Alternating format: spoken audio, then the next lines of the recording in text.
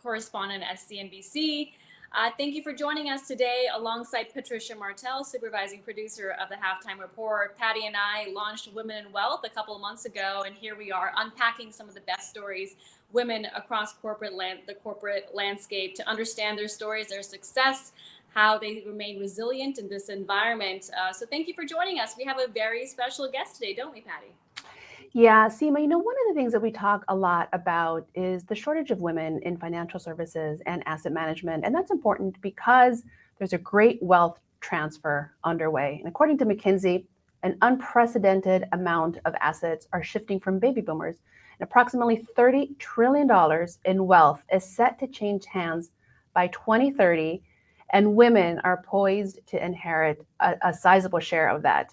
And while women's financial goals aren't all that different from men's, like saving for retirement or paying for a child's education, it's the way in which women approach these goals and talk about them that can vary significantly from their male counterparts.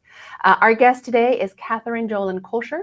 She is the president and CEO of Girls Who Invest, a nonprofit organization that is working to bridge the gender gap in the investment management industry.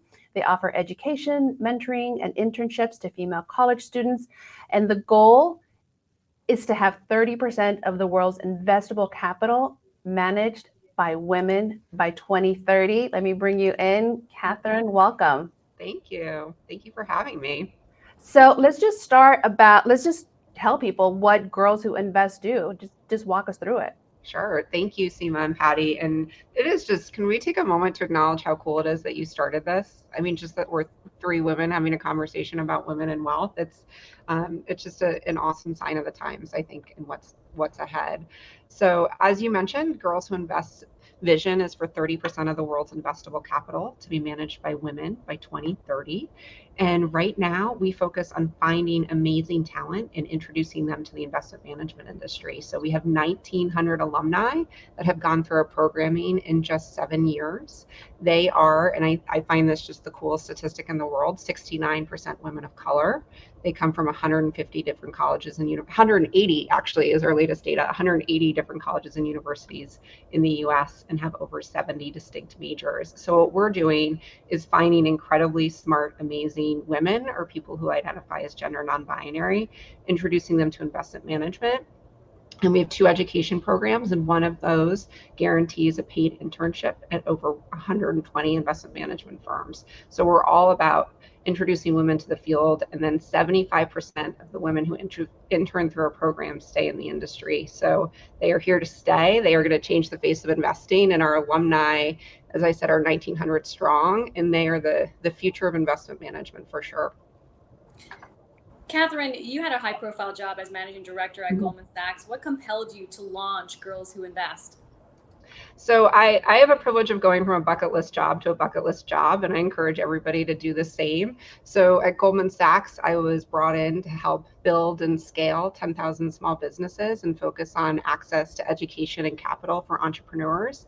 And here at Girls Who Invest, we're building and scaling Girls Who Invest, and again, focusing on access to education and in making capital even more powerful in terms of having more women manage investment management portfolios. So the analogies are very much there, and I can't wait to have 10,000 plus Girls Who Invest alumni. It's at the pace we're going, it's going to be here before we know it. And Katherine, when you talk about 70% of your graduates being women of color, you're really talking about diversity and inclusion, and just tackling that problem, that recruiters or hiring managers say, or when they complain that, women don't apply, they don't know where to find women. And this is something that you're just kind of addressing head on. For sure. I think that in the good news is the narrative is changing. So when we started 7 years ago, you would hear more and more like, we'd be happy to hire a woman, but we don't know where women are. They're not applying for our jobs. And now what we see is fists being pounded on the table to say there are plenty of women, why aren't we finding them? And that's a big shift, is to acknowledge that the talent's there and people are having trouble accessing it, as opposed to saying there's just no one to hire. So we see that as tremendous progress. And it's hard, right? I think that the standard for a resume today is so different than it was 20 years ago. Now people say, well, why doesn't that person have stronger quant skills? Or why doesn't that person have an internship when they're in high school? And none of us were held to that standard. None of us were expected to have finance internships in high school when we all started out. So I think that we also do a lot of education with our partners in terms of hiring for fit, smarts, raw intelligence, character, and long-term culture alignment to one's organization, as opposed to saying, can this person model with, a full-time analyst ability when they're first year in college, because that's not where the bar should be. So certainly what I'm hearing from you, Katherine, is that progress is being made slowly, but it's happening. Although when I unpack the latest October jobs report, it still shows that the female unemployment rate is higher than male. So I guess what else needs to be done? I think that, we're with 1900 alumni, we're focusing more and more equally on our summer programming as we are alumni programming. And I think retention is key. It's always been something that's been an important thing to look at within the finance industry. I think it's particularly important now as a new generation is increasingly in the workforce. We exclusively work with Gen Z talent as a function of when we started in the space that we're in. And in order to retain anyone in the industry, including women, I think that there needs to be more transparency about promotion tracks. There needs to be more transparency about earning potential in finance, in terms of sponsorship and mentorship. So I do think that there are some things that are formulaic and firms are trying to get better and better at, but aren't necessarily transparent. And quite frankly, Gen Z is going to ask all those questions. They're going to have conversations with more confidence than those of us who have come before. And they're going to have, I was sharing with Patty that our women will interview and say, how many women are in your investment management team? What roles are they in? They're asking those in their first round interviews. So I think, Seema, in terms of how that fits into jobs numbers and retention in the industry, I think people will stay in jobs longer, in the industry longer, if they feel like they know more about their employer, and if they feel like they can be bought in, if they can have a role in informing that firm's culture. I feel like we do hear a lot about Gen Z women being more transparent, being more upfront about pay, about the possibility for promotions. I feel like we didn't talk about these things. I certainly didn't. When I was starting out in the business, what can we learn from them? I love that.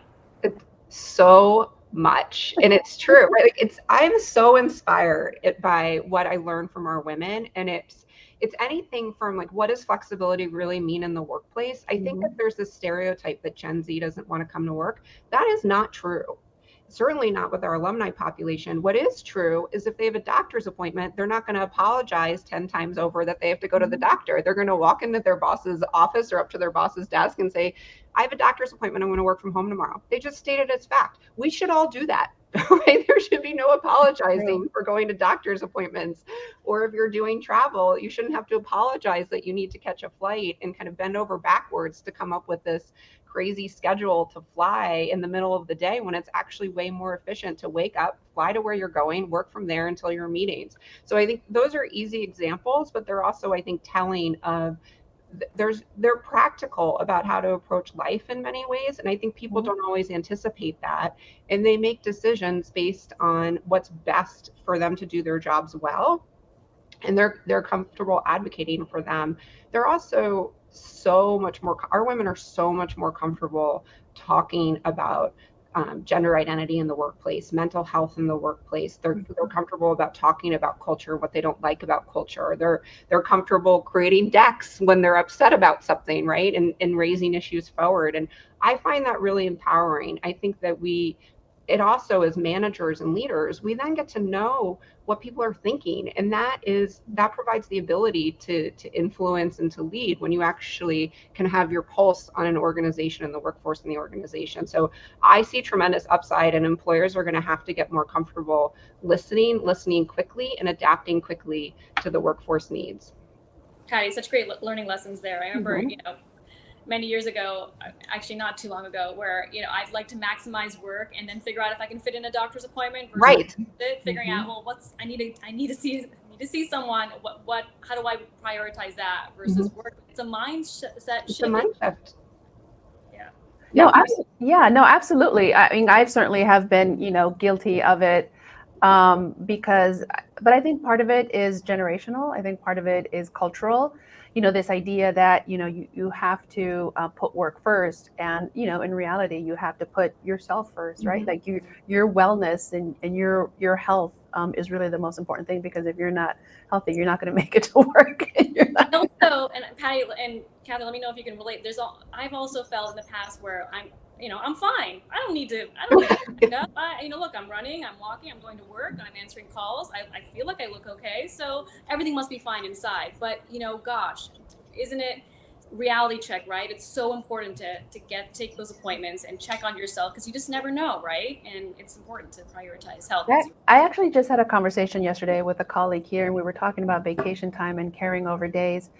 And she says, "Well, you have my days," and Catherine, my days are days that you can use for whatever you want, right? And I thought, oh my gosh, I totally forgot about these my days. Like I haven't I haven't used them, um, but you have to get into that, like you said, just shift your mindset and take those days when either you just need a day to recuperate, for even maybe you've been, I don't know, whatever. You don't need an excuse. That's the point, right? That's the You amazing don't part of need it. an excuse, and it's Yeah, okay, right? Like, it's and okay. oftentimes, right, no one, But it's hard for us. it's hard for us. It's so hard for us, but no one's judging us on the other side, right? We're Like, judging we're ourselves. judging ourselves. If I'm like, That's the I would love to problem. go for a run today, and I'm like, oh, well, I want to lead by example, and I'm not gonna, I should go at this time. No one cares. Nobody Like, it's just, they're cares. like, just go for a run, And I think that Yes. the more that we step into the roles of showing that we're comfortable with that, I think it'll put kind of people in between where we are and Gen Z, right? There's still a lot of generations to take care of, and there's still a lot of generations to lead by example for. And I think it's hard. It's no one wants to see their leadership team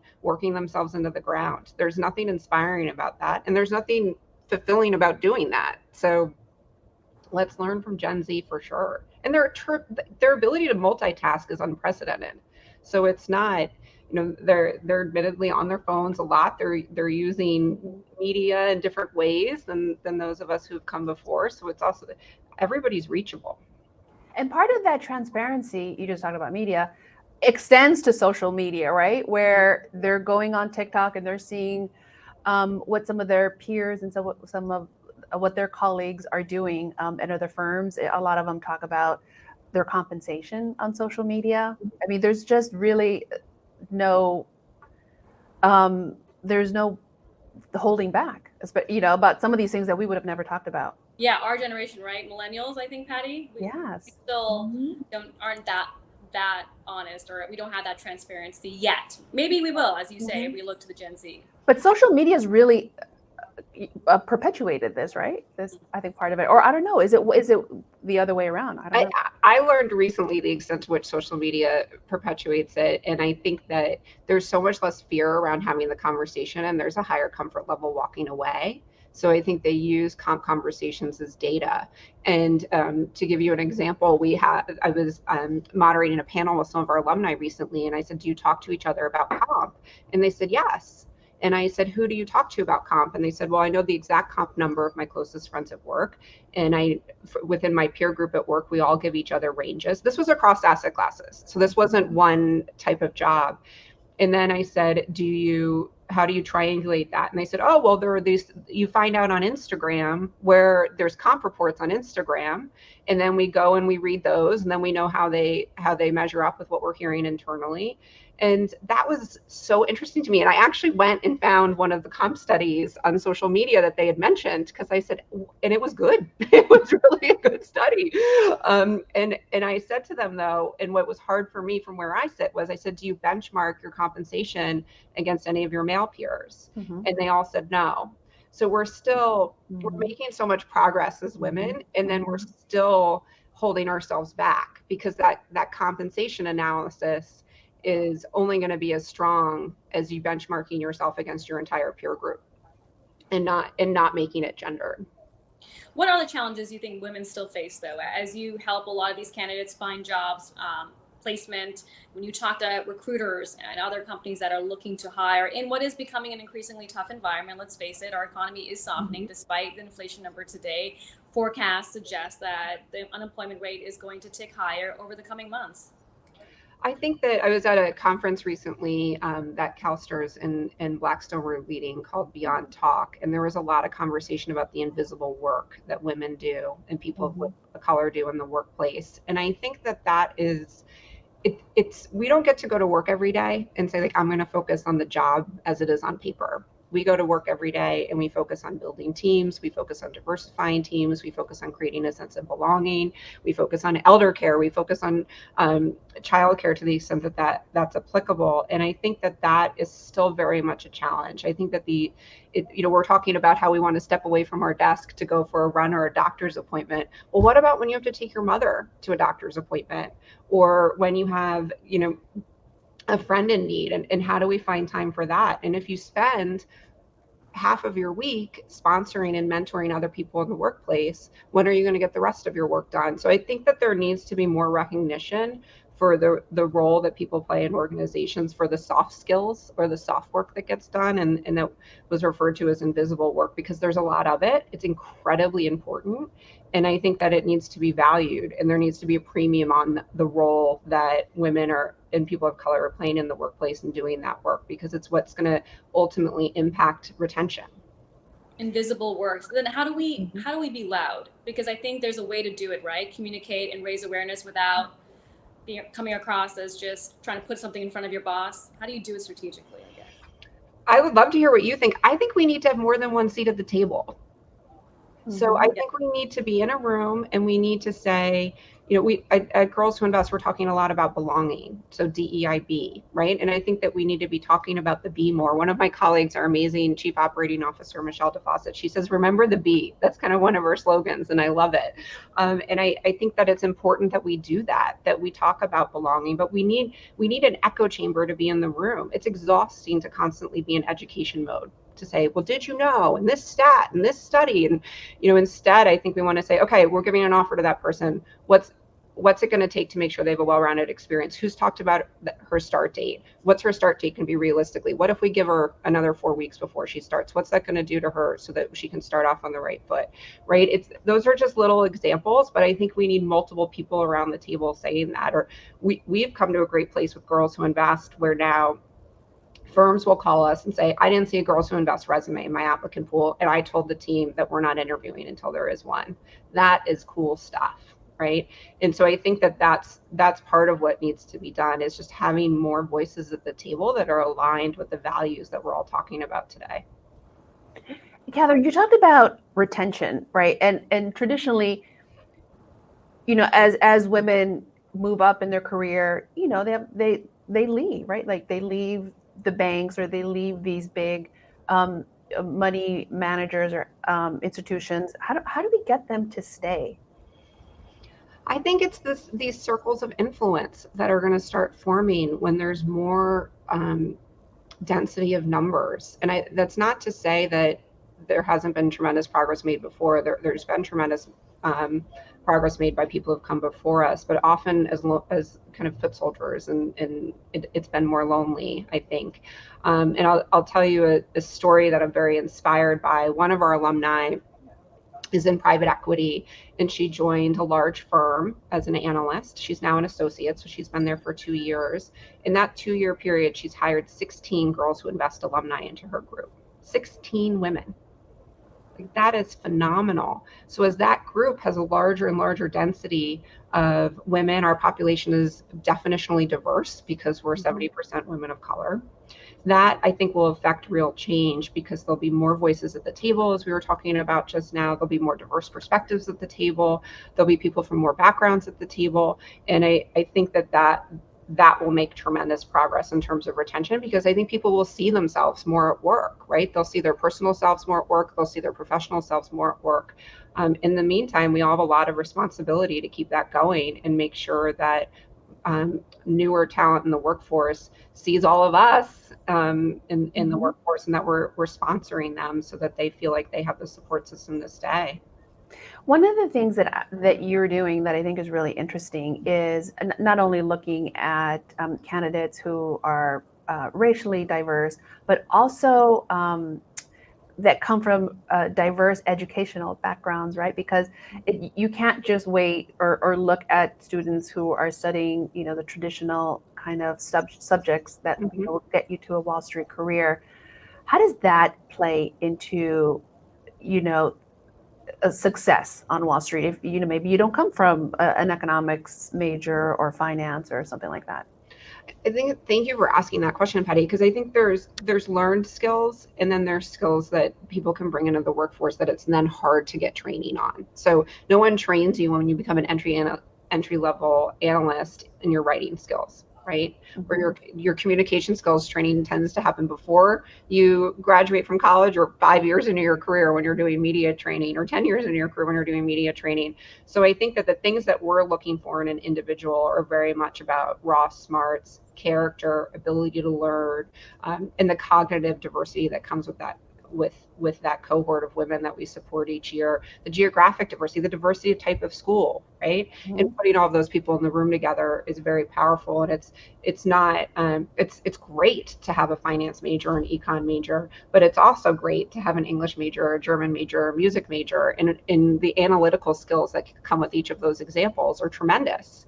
So, would you rather hire someone who speaks 6 languages and teach them how to model, or hire someone who knows how to model but isn't a cultural fit for your organization, right? When you say it out loud, it's a no-brainer. But when people look at resumes, they have such unconscious bias as they look at these resumes and say, well, this person went to this school and they're a finance major, and I know that they're going to be well, they keep recruiting from the same schools and the same pools and the same circles.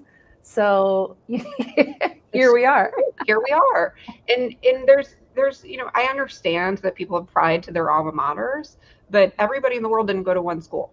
So let's welcome, to be inclusive of the rest of the world. Let's broaden that, and we can learn from people who've lived all over the world. And that's ultimately where the client base is too, right? I mean, it's like we want to relate to clients and to make investment decisions that are based on a global economy. It's important to have a broader perspective. Can you talk a little bit about how the program has grown? Because I know it launched in 2016 and you've had a lot of growth. Our very first class was 30 women, and this past summer we served 558 women. So we are growing exponentially every year, and we received 2,100 applications for our program this coming summer, and the team is feverishly reviewing them, and we expect to have another about 550 women complete our programming this coming summer. So we're seeing tremendous demand on the applicant side, and then we're seeing tremendous demand on the investment management firm side, which is what it's all about. And it's important that it be equal, and we're seeing that. Is it just in the US now? We're just in the US now, but since we work with global investment management firms, we do place overseas. So if somebody has, for example, UK citizenship and the firm that they're placed at has a London office, then that is considered. And we'll look over time at growing and scaling is very much top of mind for us now. And Katherine, how much of this plays into the broader concern about inequality across society? I think that at the end of the day, we need to remember what investment management and portfolio managers are doing, right? They're managing assets for a population of individuals. And if you think about pensions and who they represent, I think we need to understand the importance of making a return on that investment, and that the investment team brings a diversity of perspective. We're not suggesting that it should be all female. We're suggesting that it should be diverse. And I think that the world is a better place when there are diverse perspectives at the table. And whether that is making an investment decision, whether that's making a hiring decision, it's just fact. And it shouldn't be questioned. And we have the privilege of an alumni population that is diverse across so many different criteria. And you see the power of that. You see the power of numbers, and you see the support system and the community that comes from that. And it's nothing short of inspiring, and it's urgent. And the bottom line is women make better investors, right? We keep hearing that over and over. Women are amazing investors, amazing investors. So and when the title of this is Women in Wealth, and it's important. You started by talking about how much wealth is going to be managed by women, and I think that if you're in private wealth management, or if you're managing a portfolio in a different capacity, it's important that women have a seat at the table. Well, you have a lofty goal, Katherine. I'm sure do. Yeah, by 2030. We're going to check in with you. Please do. Hold our feet to the fire. We're going to hold your feet to the fire to make sure that you're going after all those assets. Thank you. Well, Katherine, it was a pleasure talking to you. Thank you so much. It was great to hear more about Girls Who Invest. I really appreciate you and Seema having me on. Thank you. Thanks. Thank you for everyone who joined and listened to the chat. Thank you. Bye. Thank you.